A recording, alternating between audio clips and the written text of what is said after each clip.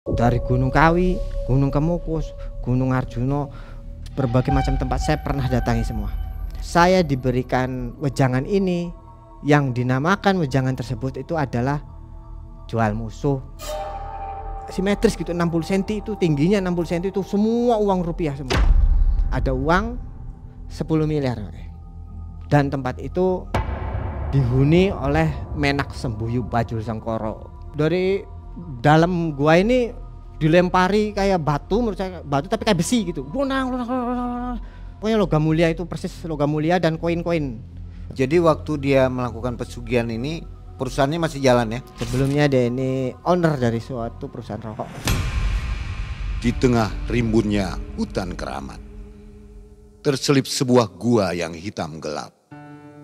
Gua tempat para pelaku ritual hitam yang meminta harta pada sosok tak kasat mata. Serahkan tumbal jika kau ingin harta, ucap sosok Bajul Sengkoro menggema. Ngerinya praktek ritual pesugihan ini dialami oleh kerabat Mas Ruli.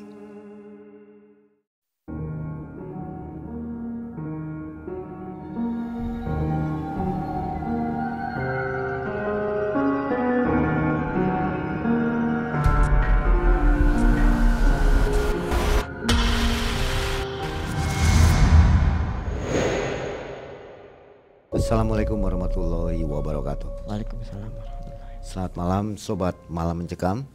Mudah-mudahan sobat selalu dalam keadaan sehat walafiat ya. Mas Ruli kembali hadir di Malam Mencekam. Pasti bertanya, ini lagi katanya narsumnya. Jadi Mas Ruli ini punya segudang pengalaman. Jadi sudah kita double check ya. Memang kebenarannya itu ya valid lah. Mas Ruli kali ini punya pengalaman tahun 2016 ya? 2016 Mai. Ini menuntun orang untuk melakukan tirakat tapi orangnya malah belok kiri ya? Betul Mai. Betul. Melakukan pesugihan begitu. Betul. Akhirnya Mas Ruli harus turun tangan untuk menghentikannya begitu ya? Semacam itu Mai. Kurang lebih kayak gitu ya? Iya kurang lebih. Jadi supaya jelasnya jangan skip video, tonton sampai habis nanti. Sobat, Mas Ruli ini adalah seorang kolektor barang-barang apa ya? Antik apa klinik? Antik. Barang-barang antik ya? Iya betul. Jadi yang punya barang antik boleh nih tawarin ke Mas Ruli. Wah. Gitu ya? Ya gitu Mai. Dibeli atau diminta nih? Ya ada yang memberikan, ada juga yang saya beli. Oh gitu. Mai. Dan Mas Ruli katanya punya barang-barang yang luar biasa lah. Rahasia itu. Baik, mudah-mudahan dengan kisah ini menambah pengalaman untuk kita semua ya. Jangan coba-coba melakukan pesugihan, ini sangat berbahaya. Betul. Malam mencekam, semakin malam semakin mencekam. Ini dia Mas Ruli.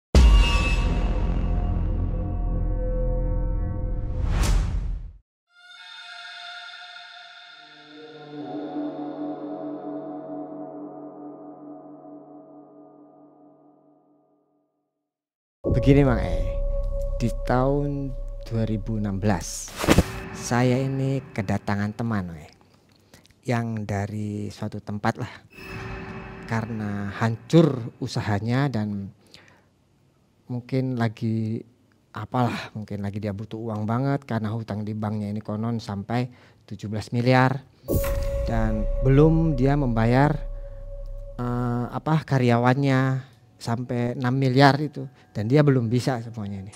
Suatu hari Pak Dorman yang dulunya dia punya usaha, owner dari suatu perusahaan, suatu rokok gitu. Dia datang ke rumah saya itu, menanyakan dan banyak sekali mencurahkan hatinya bahwasanya Pak Dorman ini, Mas Ruli, saya pernah nih, saya lagi kolab tentang uang. Bagaimana ya Mas caranya? Saya datang suatu tempat pesugihan dari Gunung Kawi, Gunung Kemukus, Gunung Arjuno dan lain-lain, semua saya tempat, berbagai macam tempat saya pernah datangi semua. Dan hasilnya saya semua tidak bisa dan ditolak di situ. Sampai akhirnya ada suatu juru kunci bilang, kalau kamu ingin pesugihan di sini, kamu harus ada uang 10 juta. Dan Pak Dorman itu bilang begini, itu saya tahu maksud juru kunci tersebut karena ingin menolak saya dengan halus caranya itu. Supaya saya ini sekiranya saya ini nggak ada uang untuk 10 juta itu dan saya kembalilah pulang. Tapi di situ saya masih punya, kata Pak Dorman ini, saya masih punya uang tersebut untuk melalui prosesi pesugihan itu. Bagaimanapun caranya, mau hidup saya, mati saya itu jadi, kepala saya jadi babi, jadi ular, tidak apa-apa. Yang penting saya ini bisa menutupi semua kekurangan saya dan hutang-hutang saya, katanya gitu. Bagaimana itu Pak Dorman untuk langkah selanjutnya? Itulah yang saya datang ke sini Mas Ruli, katanya. Gimana ya Mas, saya ini gak punya solusi. Saya bilang ke Pak Dorman itu, maaf Pak Dorman sebelumnya, Pak Dorman ini kawan saya. Saya ini bukan paranormal dan saya ini bukan praktisi, dan saya sarankan Pak Dorman, bagaimana kalau Pak Dorman ini bertirakat meminta kepada Yang Maha Kuasa. Di situ Pak Dorman bisa sujud, bisa menangis, bisa mencurahkan hatinya kepada Yang Maha Kuasa di suatu tempat yang sepi dan sunyi dan dikeramatkan, dan itu banyak haromahnya. Bagaimana Pak Dorman? Istilah kitanya itu tirakat gitu. Akhirnya dia mau. Oke lah Mas, bagaimanalah caranya, pokoknya yang penting saya setidaknya itu bisa menutupi gitu, atau setidaknya saya itu ada solusi di situ itu. Bagaimana itu mungkin mukjizat Tuhan. Saya turuti saran Mas Ruli. Di mana Mas? Ayo berangkat. Diantarlah sama saya itu, Mang E. Diantar sama saya ini di suatu tempat petilasan. Petilasan itu bernama Syekh Bayanila. Kalau orang Jawa bilang itu Cibedug gitu. Karena yang dikeramatkan itu bedugnya. Itu kalau dibunyikan bedug tersebut bikin gentar hati itu. Jadi begitu dibunyikan, tujuan kita itu kemana, ke situ, wis pasti jadi ini. Mungkin karena keyakinan juga di situ. Mungkin logikanya di situ. Di situ Pak Dorman ini konon bertemu dengan seseorang yang tempat tinggal seseorang tersebut ada suatu tempat pesugihan tertentu. Dan akhirnya Pak Dorman mengikuti, dan jam 2:30 malam dia WA ke saya. Kang, doakan saya bertemu sama seseorang yang bisa memprosesikan saya, yang insya Allah bisa menolong saya. Saya ini hati ini udah gimana ya, sudah menebak. Sudah menebaknya ini jalan belok, ini pasti sesuatu yang sesat ini nantinya. Dan ternyata saya nggak balas WA-nya karena saya udah nggak maunya gini. Saya nasihatin sudah, saya ngasih arahan sudah, bahkan saya larang pun sudah, tapi dia tetap, saya luruskan pun dia tetap jalannya ingin belok. Dan akhirnya saya nggak mau lagi berurusan sama beliau. Walaupun dia teman saya, tetap saya nggak mau urusan, saya nggak balas WA-nya. Datanglah 1 minggu ini, datang istrinya, datang ke rumah. Datang ke rumah ini dengan rumah Mas Ruli ya, iya betul itu, ketemu dengan kakak saya. Tanya ke saya bahwasanya, Bapak kemana ya Mas? 1 minggu kok belum pulang, HP-nya pun nggak aktif gitu. Loh, ke saya pun terakhir menghubungi itu 1 minggu yang lalu Bu gitu. Ibu istrinya, betul gitu. Nah dia itu datang sama anak bungsu. Mas Ruli, kira-kira tahu nggak Bapak ya, kalau terakhir saya antar itu ke suatu tempat petilasan. Ayo Mas, antar saya. Datanglah sama saya ini naik motor. Di situ juru kunci bilang, Bapak Dorman yang orang itu ya, katanya, itu dia pergi sama orang mau tirakat ke Gunung Lutung. Saya udah kaget, saya langsung lihat mukanya istrinya. Ayo Bu, kita pulang saja gitu. Saya sarankan ke ibunya, ibu banyak-banyak istighfar, banyak-banyak zikir sama Tuhan, banyak-banyak berdoa sama Tuhan. Entah itu firasat, entah apa, saya memberi nasihat begitu makanya.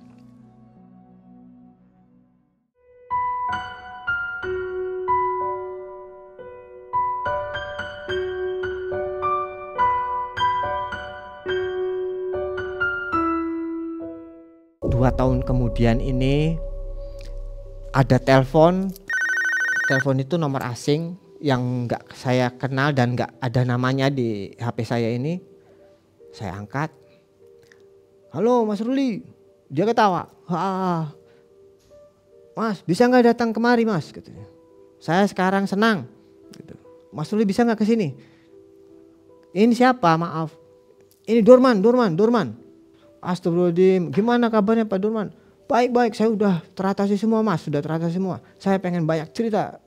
Bisa Mas Ruli datang. Kemana mas? Ke hotel gitu. Nah itu datanglah saya tuh ke hotel. Itu setelah sholat asar, turun sholat asar saya datang. Naik motor saya tuh. Di situ wah. Saya itu bener-bener wahnya ini di mobil, di dalam mobil pas di depan.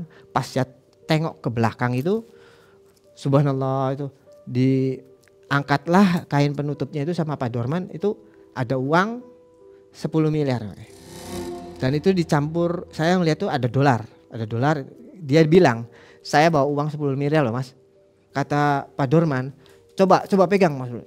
Saya pegang, subhanallah ini. Mas Ruli mau enggak? Sok saya kasih. Tapi saya minta tolong Mas Ruli. Nah ada apa? Tapi naluri saya itu udah ya nggak karuan. Tebakannya udah apa ini sebenarnya gitu. Saya akan ngasih sesuatu yang benar-benar real dan benar-benar ini memberikan untuk orang yang menolong saya katanya gitu. Dengan cara apa Pak Dorman? Oke katanya. Dia tutup uangnya ini, dia ngobrol di dalam mobil itu. Dia bilang, Mas Ruli, rasa penyesalan itu teramat sangat. Namun saya udah kadung mas. Sudah kadung karena saya ini baru lagi mencicipi uang banyak dan baru lagi mencicipi kenikmatan duniawi lagi. Dah saya masih pengen yang namanya hidup itu. Ya Pak, intinya kenapa Bapak ini mau minta tolong apa lagi? Sudah kaya lagi kan? Gitu saya bilang. Dia tunjukkan jarinya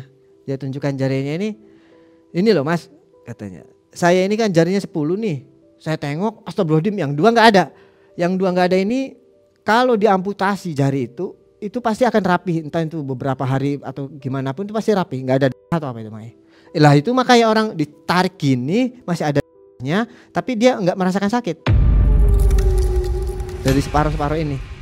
Yang konon yang pesugihan beliau pun kan itu memiliki tangannya kan begini gitu. Nah dari situ saya bertanya-tanya dalam hati ini. Ada apa Pak Dorman sebenarnya? Kenapa tangan itu? Ya inilah yang saya ingin bicarakan Mas Ruli. Saya bercerita dulu ya, waktu tempo hari, waktu 2 tahun yang lalu saya ini pergi bersama teman saya ke suatu tempat tilas itu. Oke kata itu, bagaimana? Di situ rasa penyesalan saya itu datang. Di situ juga rasa saya ingin menikmati lebih keduniawian lagi itu ada katanya. Gimana Pak Dorman? Saya datang ke suatu tempat Mas Ruli mungkin tahu, dan tempat itu dihuni oleh Menak Sembuyu Bajul Sengkoro. Astagfirullahaladzim. Pak Dorman ini sudah terlewat batas ini Pak Dorman. Itu dia Mas Ruli. Saya ceritakan ya, mangga. Sebelumnya saya sudah mengerti bahwasannya Menak Sembuyu Bajul Sengkoro ini adalah seseorang yang waktu zaman Mojopahit ini dia dikejar-kejar sama orang kerajaan Mataram untuk mau diislamkan, tidak mau, dan dia pergi ke Alas Purwo dan dia mempersakti dirinya sehingga dia mau dijadikan suaminya Kanjeng Ratu Nyi Roro Kidul. Dari situ itu saya mengerti wujudnya bagaimana, dan pribawanya itu memang benar-benar harta dan untuk benar-benar kehidupan dan keduniawian. Saya bertanya lagi, waktu itu prosesinya gimana Pak Dorman? Sehingga Pak Dorman ini suka sama Kiai Menak ini.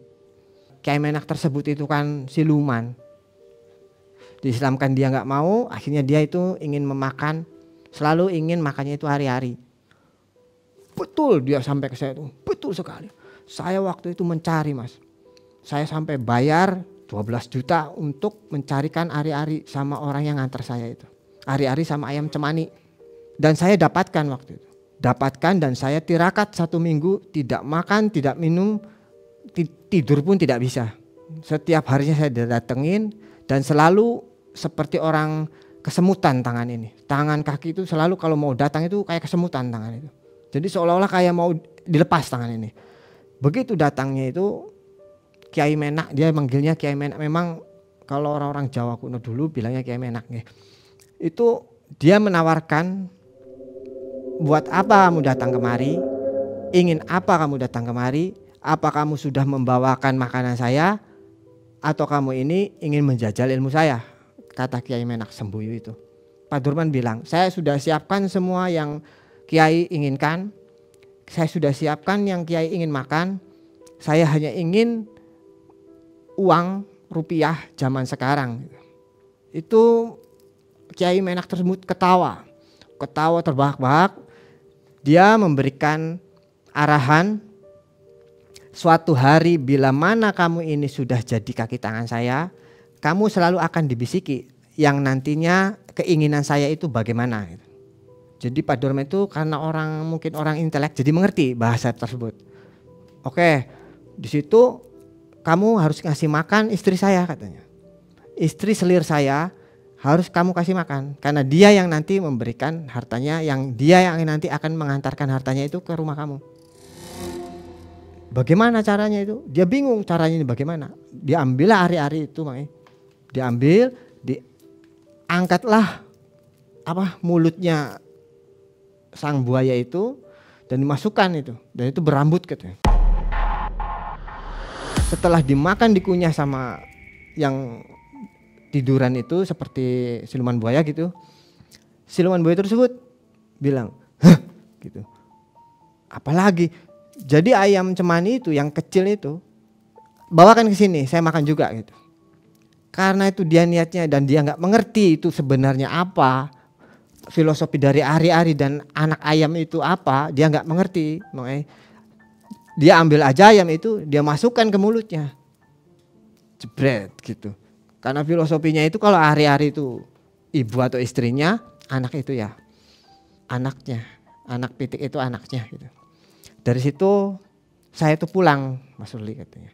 Diberikan saya itu satu kepal di wadah kayak lawon gitu, kayak kain putih, suruh bawa pulang ke rumah. Saya lihat itu pasir hitam.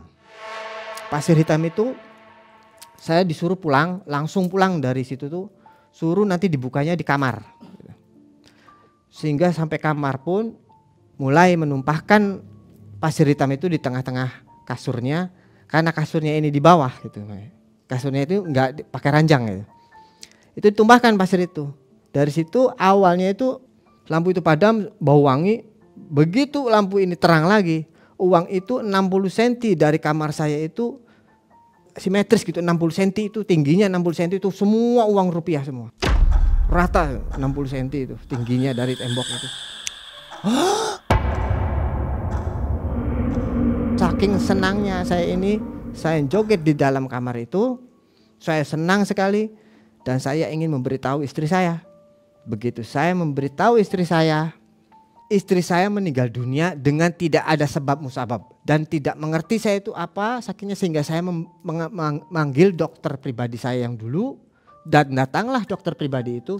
Dia bilang bahwasanya liver atau hatinya itu hilang, benar-benar di perutnya itu nggak ada liver atau hatinya itu, semua. Jadi dari hidung, dari mata, dari telinga itu keluar semua. Dan nggak ada di organ tubuhnya ini yang namanya liver atau hati, di anaknya dan di istrinya itu nggak ada. Di situ saya kaget dan saya ini benar-benar shock, Mas. Cuman di samping itu juga saya punya tanggung jawab besar untuk memberi bayaran untuk karyawan-karyawan saya katanya. Gitu. Akhirnya saya pun bisa membayar karyawan-karyawan saya, dan saya sudah kadung sedih itu sudah saya telan benar-benar, dan saya pun harus tetap ingin hidup. Dan saya dapat bisikan bahwasanya kalau saya minta satu tumbal, jika kamu telat 1 hari saya ambil jari kamu. Sekarang jari saya 2 nih, Mas. Berarti Mas Ruli mengerti kan? Saya sudah 2 hari telat memberikan tumbal itu. Saya kaget situ, astagfirullahaladzim. Dengan cara gimana Pak Dorman? Pak Dorman ini mengambil tumbal. Saya sudah habis, Mas. Ibu saya, bapak saya, istri saya, anak pertama saya. Sudah habis, Mas katanya.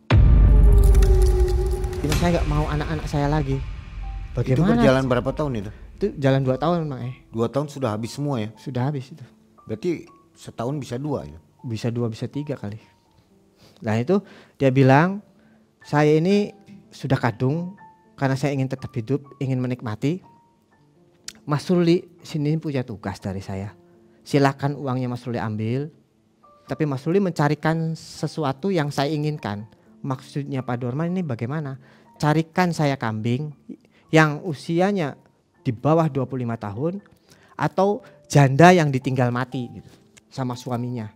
Dan silahkan Mas Ruli 10 juta ini ambil atau bagaimana. Ini saya diberikan wejangan ini, yang dinamakan wejangan tersebut itu adalah jual musuh. Sejatinya jual musuh itu begitu. Kata Pak Dorman, kalau jual musuh di luar-luar dengan orang klinik, kasihan orang-orang korban yang menjadikan bisnis ongkos dan dijadikan sesuatu yang gak mutlak itu. Sekalian hitam katanya gitu. Siapa yang mau menjual musuhnya atau siapanya yang mau jual sama saya beli berapa miliar asalkan sesuai dengan saya yang saya inginkan katanya. Dan banyak sekali di luaran orang klinik, Mas Ruli hati-hati. Banyak sekali orang-orang ini bisnis ongkos dan 378. Dan akhirnya orang-orang itu bangkrutnya makin bangkrut, miskinnya makin miskin, mencari solusi dengan tidak mau menjadi A1 tumbal nyowo ataupun jadi pesugihan langsung yang menjadikan tumbal nyowo gitu. Jadi sekalian kalau mau kaya karena kepepet hutangnya atau apa, sekalian seperti saya katanya. Begitu. Dia itu seperti edukasi gitu, Mak. Jadi seperti halnya kalau ada orang atau siapapun Mas Ruli yang bilangnya itu saya ingin kaya, saya ingin memberikan bla bla bla untuk supaya orang ini saya terpenuhi dan lain-lain, dan tapi dia nggak mau melakukan pesugihannya, hanya dia itu ingin berjalan dengan orang-orang klinik yang akhirnya mencari barang yang tidak ada dan mencari barang sesuatu yang tidak real dan tidak nyata dan tidak ada lah gitu. Akhirnya orang tersebut hartanya terkuras, yang miskin jadi miskin katanya. Nah itu orang bodoh katanya. Digitukan sama Pak Dorman. Jadi gimana Pak Dorman? Ya sudah, Mas Ruli tugasnya begitu. Pulanglah saya sama Pulang ini saya ketemuan teman yang biasa jual beli keris sama saya. Beliau ini Pak Jono. Pak Jono ini bilang ke saya, Kang, teman saya Pak Haji itu lagi kolap duit, dia gak bisa pulang ke rumah katanya. Loh kenapa? Banyak hutangnya katanya. Mas Ruli punya solusi gak? Walah ya sayanya bukan apa-apa, maaf gak bisa Pak Jono. Cuman gini, ini supaya mengerti Pak Jononya dan edukasi untuk semuanya nih. Tapi saya cetuskan ke pelaku ya, kata saya itu Pak Jono. Pak Jono datang ke hotel itu, bilang ketemu sama mobil yang warna kuning, bilang di situ, Pak Jono orang saya, suruhannya orang Mas Ruli suruh bertemu sama namanya itu Bapak Dorman. Dan itu dia bilang, itu dia apa? Ketemu aja sama orang itu. Kalau bisa temannya Pak Jono ini, Pak Haji itu bawa dia langsung. Dibawalah Pak Haji tersebut ke hotel itu. Di hotel tersebut, konon itu begini. Pak Dorman lihatkan uangnya lagi, Mak. Cukup nggak segini? Carikan saya itu wadah. Wah dia itu seperti orang apa namanya ya, ada bagaimana syaratnya gitu. Pak Dorman bilang syaratnya ini foto dari ujung rambut sampai ujung kaki, kambing itu harus fotonya segitu. Kedua kali baju daleman, celana dalemannya itu ambil bawa semua. Akhirnya mengerti mereka itu, dan mereka orang klinik yang mencari pesugihan tanpa nggak mau jadi mencari untuk dianya sendiri pelakunya gitu, seperti orang-orang klinik gitulah. Akhirnya pergilah Pak Haji dan Bapak Jono ini bersama kawan-kawannya ini mempersiapkan kambingnya lah, yang kambing di bawah usia 25 tahun dan fotonya kambing yang janda yang ditinggal mati, dan itu bajunya semua lengkap semua, benar-benar lengkap. Di satu sisi itu dia selalu kontak saya, Pak Jono ini selalu kontak saya. Kata saya selalu sarankan, pun misalnya ada ritual, tolong Pak Jono nggak usah ikutan, karena nanti saya pirasa udah gak baik, udah enak ini. Karena saya tahu bagaimana Kiai Menak Sembuyu Bajul Sengkoro itu ganasnya kayak apa, saya tahu, Mak.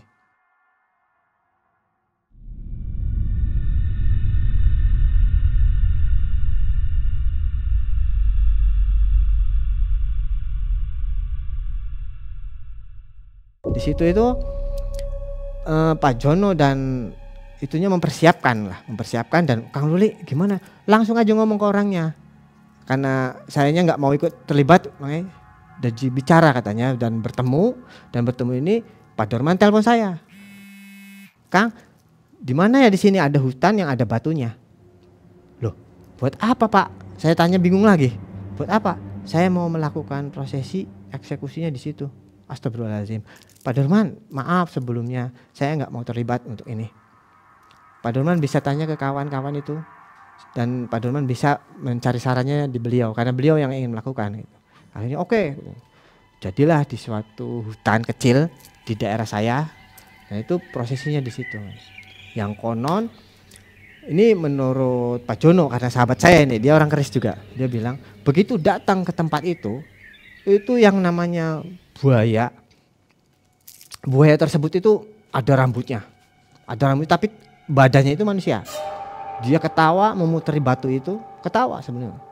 Dan 2 orang yang memiliki kambing ini, dia udah naik ke atas sama Pak Dormannya. Itu cuman bajunya yang diikatkan di tangan kanan, dia ke tangan kanannya Pak Dorman, fotonya ditaruh di situ.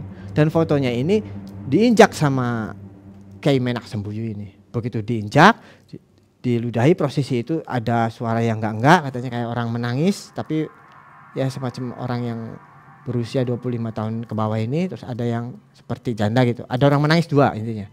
Setelah prosesi ritual itu selesai di antara 15 menit itu dan itu si batu ini kayak mengeluarkan darah dan bilang Pak Dorman ini sudah berhasil, orangnya sudah nggak ada dan saya terima kasih gitu.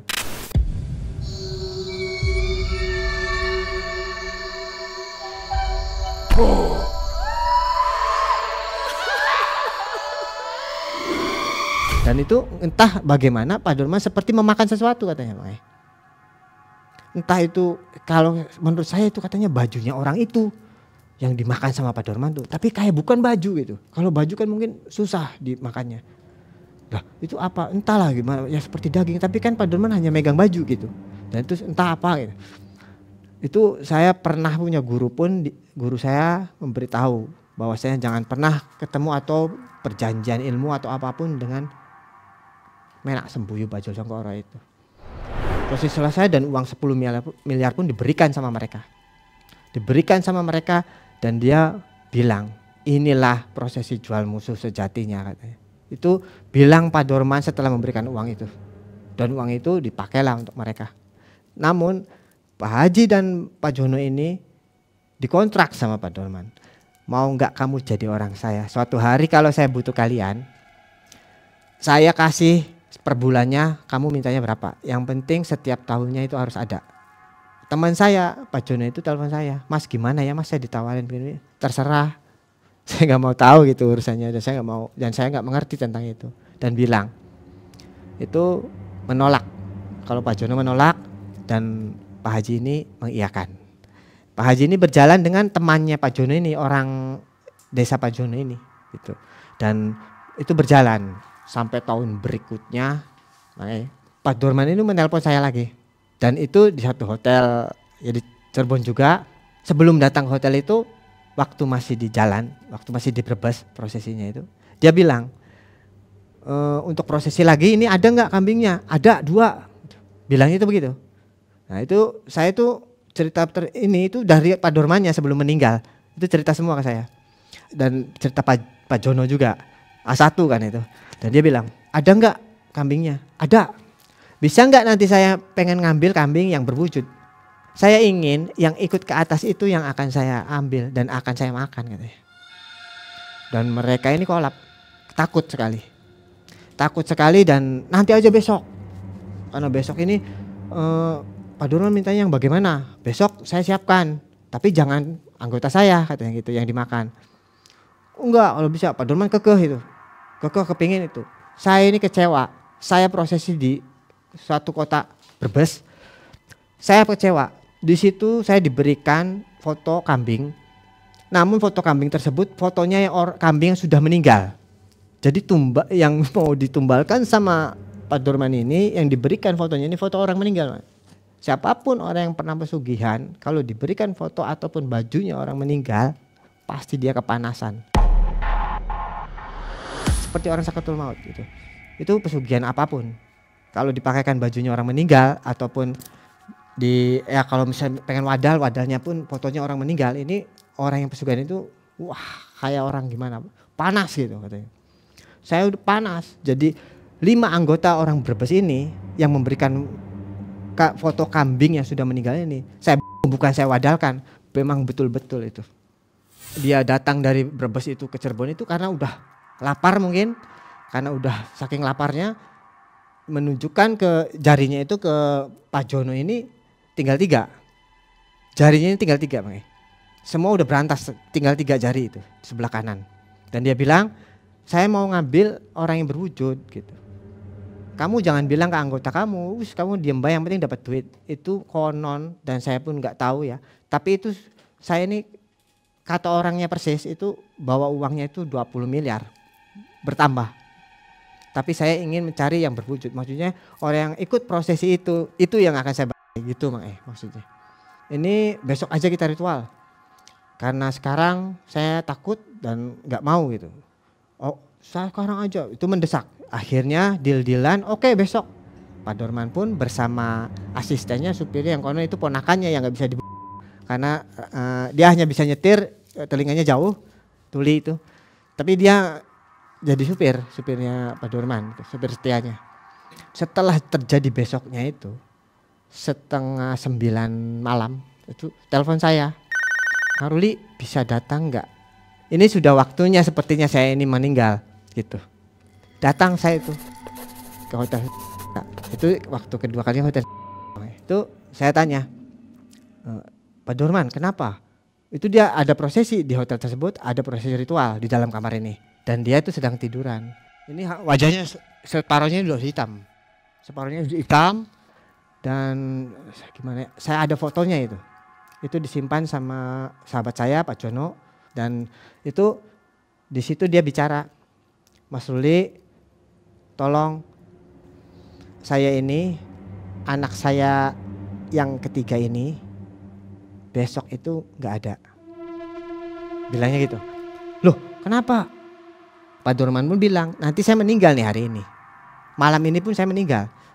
Mas Ruli jangan pengen tahu saya atau gimana, yang jelas saya mohon anak saya yang terakhir ini ambilnya sama Mas Ruli. Saya titipkan ke Mas Ruli atau titipkan sama pembantu saya. Cuman semua sertifikat rumah apa semua itu saya wariskan ke pembantu saya.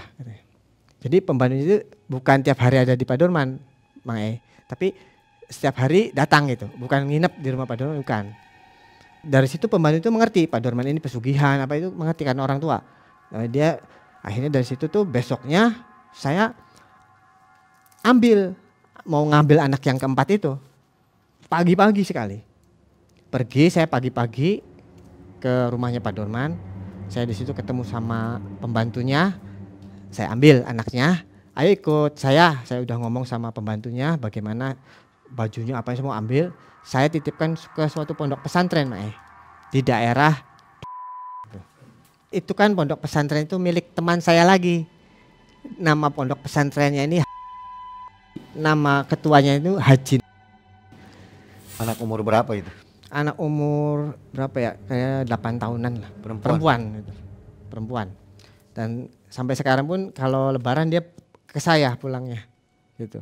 Dan setelah itu, setelah saya ini melihat dengan mata dan kepala saya sendiri, anak yang ketiga ini begitu saya mau pulang bawa anak yang keempat, di pintu ini anaknya gitu, kayak diorang ditarik dari atas tuh.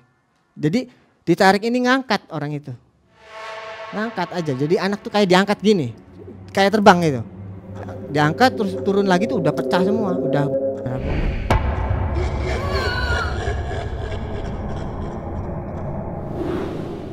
Yang nyaksiin saya, terusan anak bungsu, terus pembantu sama suaminya pembantunya itu meninggal di tempat. Dan saya lihat sendiri dari situ, saya ada rasa gini, dendam, bukan dendam ya. Jadi kalaupun saya punya ilmu tinggi atau saya dikaruniai sesuatu yang mumpuni dari pusoko saya, akan saya hancurkan tempat itu, akan saya tutup gitu. Bagaimana caranya, dan saya datangi tempat itu dengan sendiri, dengan membawa suatu pusaka milik guru saya. Dan itu janji saya di hati setelah melihat anak yang ketiga meninggal. Saya tanya ke pembantunya ini, "Ibu, bagaimana caranya ini nanti prosesnya?" "Mas Ruli pulang, Gage, pulang, cepat pulang, bawa anak itu." Jadi saya tuh bawa tas 2, bawa anak saya emban, saya naik bus kan. Dan itu diongkosi sama pembantunya itu antara 15 jutaan ya. Uang itu di tas gitu. Dan saya nggak mengerti, yang penting saya mah ada uang sendiri gitu, pikir saya, ada uang sendiri, saya bawa anak itu pergi gitu. Anak yang meninggal ini dimakamkan dulu nggak? Ya pastinya mungkin begitu, Mae. Tapi Karena ditinggal. Saya ini ingin sekali mengemban anak itu atau gimana tuh ingin, karena itu di depan saya kan, Mae. Tapi kata pembantunya ini, "Mas Ruli pergi, cepat pulang. Biar urusan saya nanti. Semuanya saya makamkan, saya yang urus." Gitu.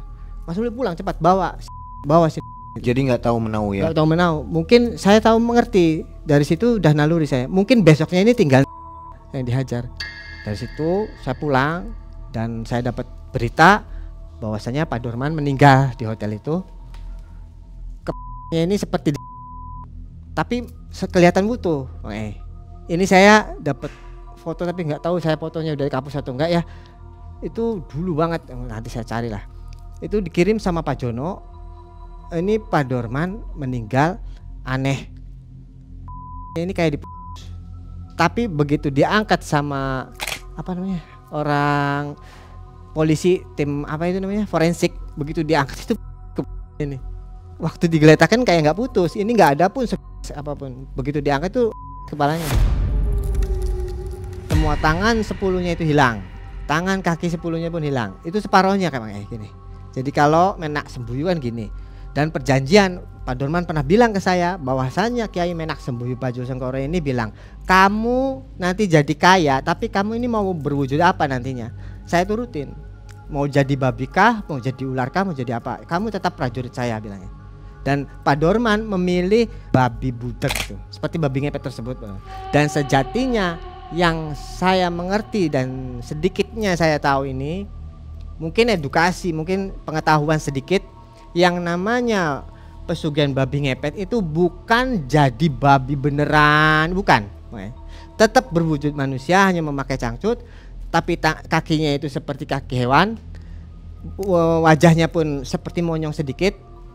Itu ritual tersebutnya biasanya sama istrinya, kalau lain dari Menak Sembuyu nih, itu dengan istrinya di suatu hutan lah. Tapi kalau Menak Sembuyu itu enggak di ritual begitu lagi, tetap nanti matinya begitu atau cari uangnya begitu. Namun kalau Pak Dorman matinya nanti begitu gitu, enggak jadi buaya tapi jadi babi gitu. Dan kalau pesugihan di lain, misalnya babi ngepet gitu, dia berjalan di suatu tempat, misalnya di pemukiman atau apa, dia tidak pernah terlihat sama masyarakat yang biasa, kecuali masyarakat itu punya kemampuan dan punya kelebihan, dan dia merasakan itu apa sebenarnya yang datang dan apa itu sebenarnya yang ada.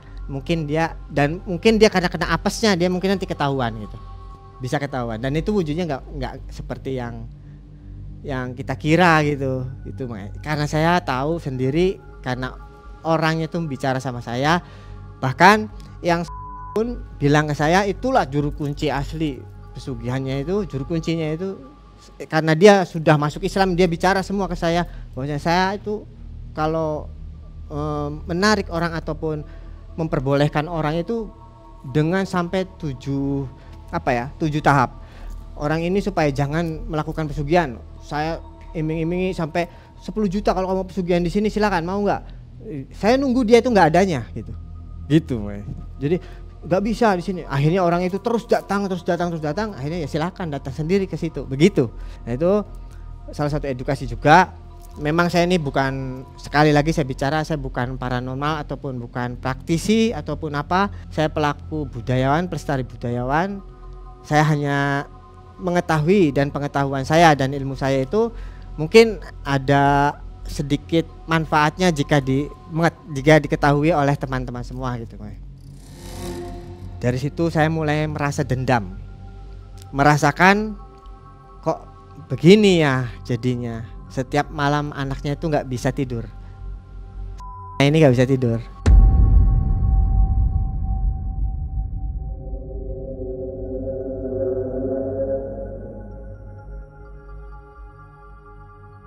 waktu itu guru saya datang sowan ke guru saya makanya. Guru saya ini bilang, ada apa? Itu sepertinya kamu ini kayak orang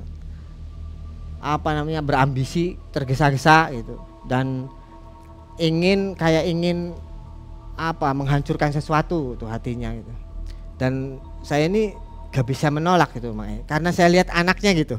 Jadi gimana ya, saya ini Masya Allah sampai segitunya. Kalaupun ini tempat ada yang begitu lagi, benar-benar ini akan merusak itulah gitu. Hasilnya akan merusak adab gitu mungkin nantinya itu.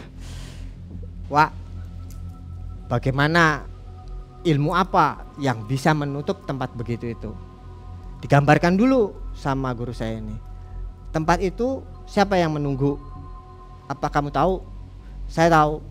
Yang menunggu menak sembuyu, bajul up, tahan saya mulutnya. Hup, itu ganas. Nanti kamu sakit 7 hari. Walaupun tertutup, kamu sakit 7 hari. Jangan pernah terlena nanti apa yang diberikannya. Tapi saya abai itu omongan, jangan sampai terlena nanti apa yang nanti akan diberikan. Saya kasih ini, tutup tempat itu kalau kamu bener tekadnya kuat gitu.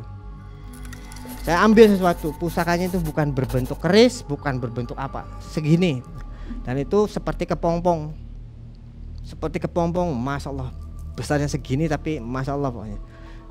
Datang saya tuh maghrib, karena kalau mau memberantas gak malam-malam, kalau malam-malam terlalu takut, datanglah sebelum maghrib atau maghrib gitu.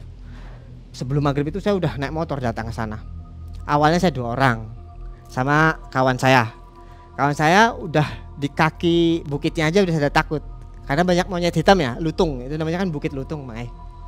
Dan dia bilang, wah saya takut lah, saya beli melu mas, kita beli melu lah, kita nunggu aja.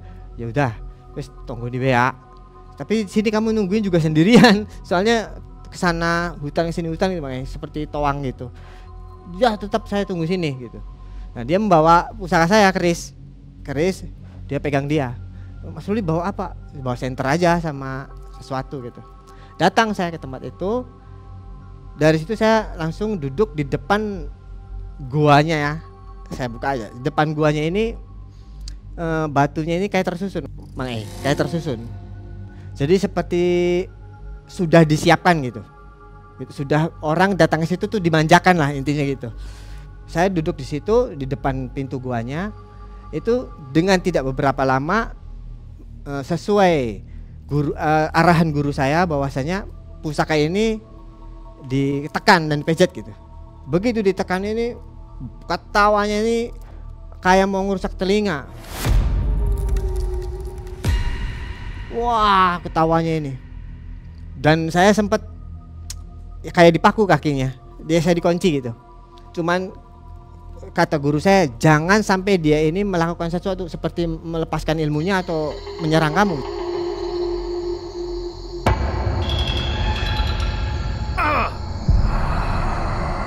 Jadi saya tekan, itu kayak semacam asap dan ada moncong seperti moncong buaya gitu, tapi kok ada kakinya, ada kaki manusia. Cuma saya lihat sekilas itu. Dan yang namanya genderuwo itu seperti kaki tangannya Jadi seolah-olah mau mendekati saya kayak mau mencekik gitu. Ada 4 atau 3 itu kayak mau datang tuh kayak mau mencekik saya. Tapi karena saya ini teguh, patuh saya ini sama seseorang itu. Apapun yang kita mau, apapun yang kita inginkan, apapun yang kita tuju, kalau kita ini patuh sama orang tua dan manut terhadap guru, nanti akan berhasil itu. Apapun yang kita tuju. Dan ternyata itu memang betul Setelah itu jangan pernah lari dari tempat itu. Begitu datangnya genderuwo 3 ini dan suara itu, saya nggak peduli. Ya seperti begini. Nauzubillah subhanallah, bukan jangan sampai ini nih kayak yang di sana gitu. Begitu saya datang seperti begini hujannya.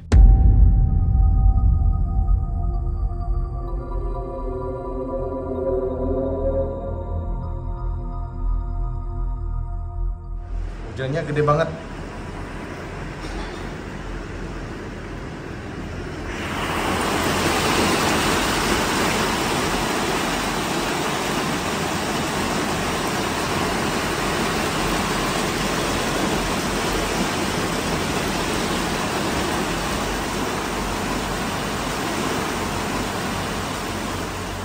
dan itu dari situ kayak asap masuk ke pusakanya guru saya.